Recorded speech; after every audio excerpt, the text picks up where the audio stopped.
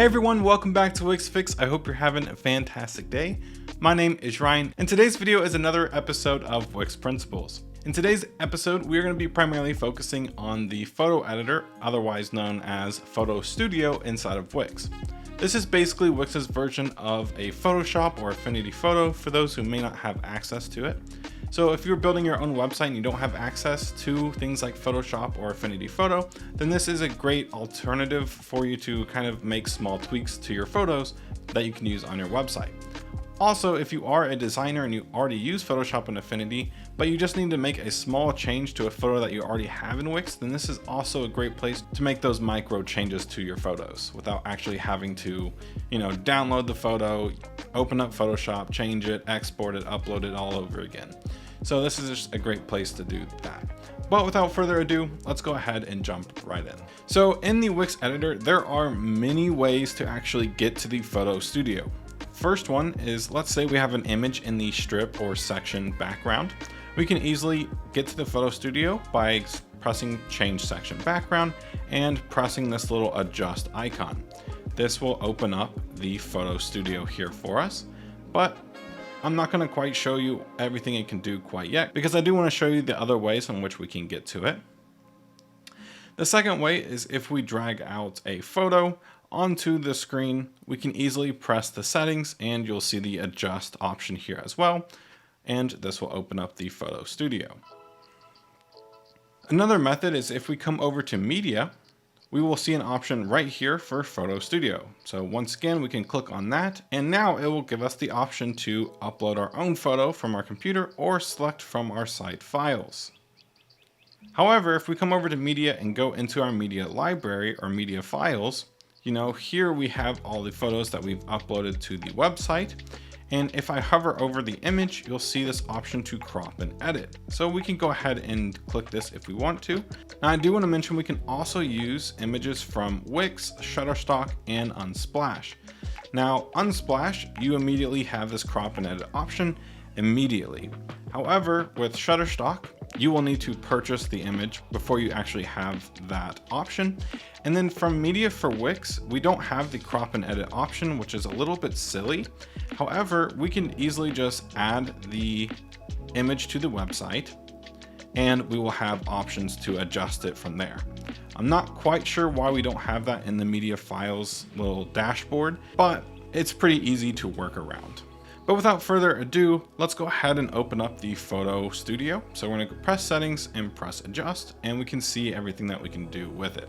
Now, as soon as it opens, it typically takes you to the Adjust area, but the first thing I want to cover is Crop and Resize.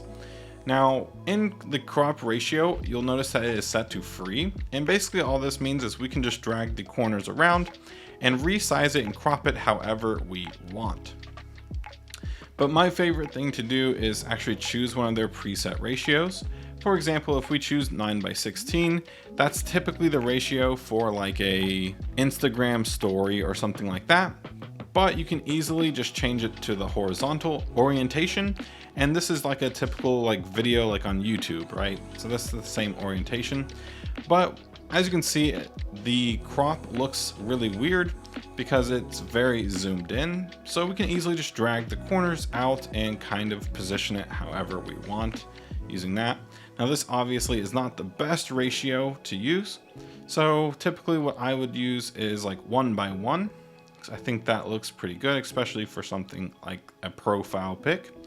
And what I'm going to do is just kind of resize this by dragging out the corners and kind of positioning our subject in the frame. Inside here, we also have options to resize the image, and we also have options to rotate the image, and we can even flip them horizontally and vertically if we want to. Now, I do want to note that we have this option over here where we can actually adjust the rotate if we wanted to do something like that. But obviously we don't want this image, so instead of just going through all these options to flip it, we can easily just press this undo button several times to go back to a version that we were happy with. But now that we're done with crop and resize, let's head on over to enhance. Now, for some people this might be very useful Typically, this is not something that I would use, but you can click these different options to view different like styles that you can add to your photo. I don't typically use this, to be honest, but it is kind of cool to know that it is here. Underneath Enhance, we have Adjust. Now here is where we can kind of get into the nitty gritty. You know, right here we have brightness, so we can raise the brightness of the photo, or we can darken it if we want to. Contrast kind of looks like this. So if you go down, it kind of makes everything a little bit more dual, whereas if you bring it up, it makes everything stick out a little bit more. Highlights makes the bright areas brighter, or if you bring it down, it makes the bright areas darker. Shadows, if you bring this up, makes the shadows a little bit lighter. If you bring it down, it makes the shadows a little bit darker. Saturation, if you raise this up, you'll notice that the colors get very vibrant, but if you bring it all the way down, you'll notice that it basically makes the photo black and white. For temperature, if we pull this little dragger to the right, you'll notice that it gets a little bit warmer and adds a little bit more of a red tint.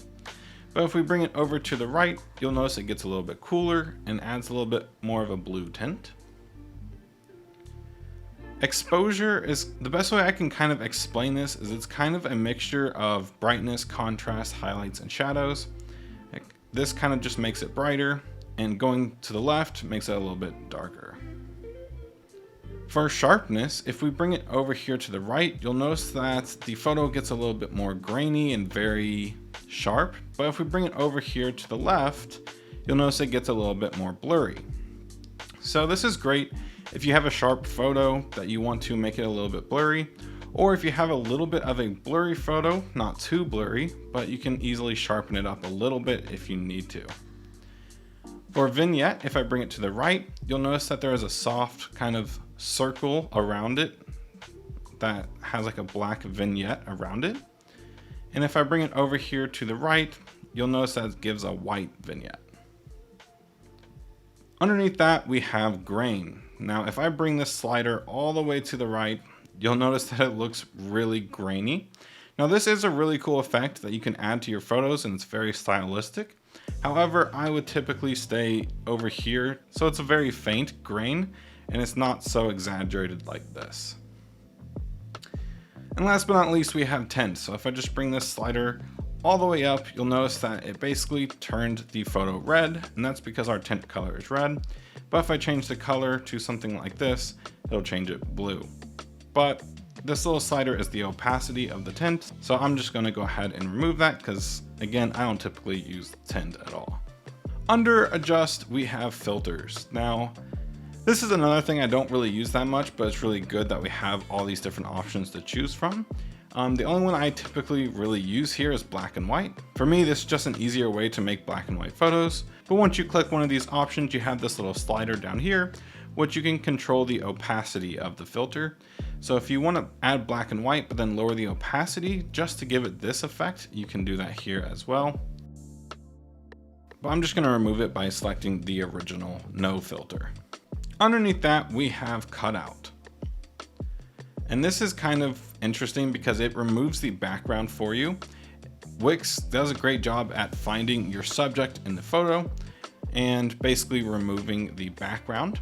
Now, if we go into Refine Cutout, you'll notice that we have a bunch of different tools that we can refine the cutout a little bit more. So if we take a look here, all of the red is basically what Wix says, hey, we're gonna cut this out. So if we press the restore tool and we click on the artboard, you'll notice that it's basically removing the red, basically saying that we are no longer going to cut this part out if you press apply. The next tool is erase. So if Wix did not do a good job at finding something to cut out, you can easily just come in here, kind of manually draw it out. And last but not least, we have fix edges. So we can easily see, like, maybe right here, it didn't do the best job at selecting his hair. So we'll just drag around the edge and it'll kind of fix that area a little bit more. Now, if I come over to restore, you'll notice that for each one of these tools, we have these different settings that we can choose.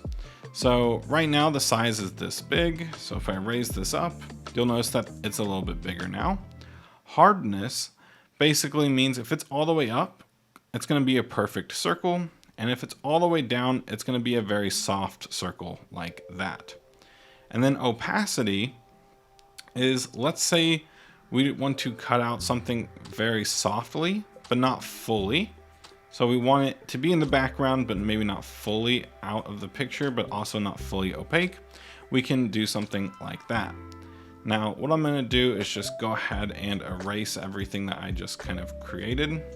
So I'm going to raise up the hardness all the way and the opacity all the way, and I'm just going to do that. Great. So once we are happy with this, we can easily go ahead and press apply. And now it should look like this. Now, right here, we actually have an option to add a background color if we want to.